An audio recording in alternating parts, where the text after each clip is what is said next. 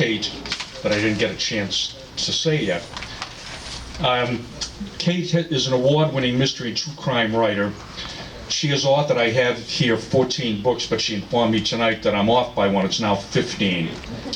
And including the true crime story Death Dealer and the novel And Grant You Peace. Her true crime book, Finding Amy, co-written with the Portland, Maine Deputy Police Chief, was a 2007 Edgar Award-winning nominee. Kate has also written the Thea Kozak mystery and the starred-reviewed Joe Burgess police series, the third of which, Redemption, won the 2013 Maine Literary Award for crime fiction.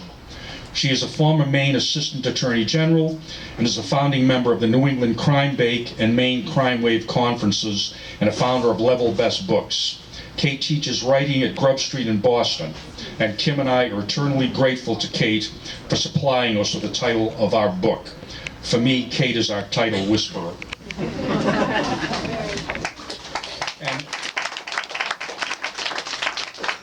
And I wanted to share with you one other challenge of the book that we face, a very important one, and essential really, and that is that the cemetery administration liked the book. For Kim and me, if the cemetery administration didn't endorse the book, we would have felt that we had failed somewhat. We had hoped that the president and CEO of the cemetery, David Barnett, who loved the idea, as I mentioned when I first told him about it in 2010, would write the foreword to the book. But he, of course, would have to like it to do that. We felt that he would like it, we were proud of it, but we were never certain. That was the 800-pound elephant in the room.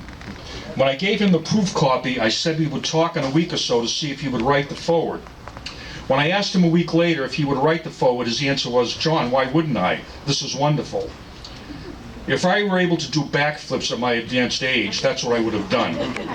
The final piece of the puzzle had fallen into place at the very end of the project. The spirit of Mount Auburn had given us the final prize. The cemetery administration loves the book, and they have supported it in many ways since its release. In fact, in the latest edition of the cemetery seasonal magazine, Sweet Auburn, they have mentioned the book on the back cover. And this is available at the cemetery for anyone who comes in. The book exceeded our expectations, and it's a very exciting year since its release.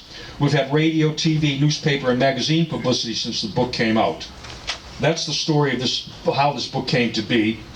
I sometimes still can't believe that this idea in 2010 became a reality. I learned such an important lesson through this journey. If you believe in something and you are persistent and you work hard, anything is possible.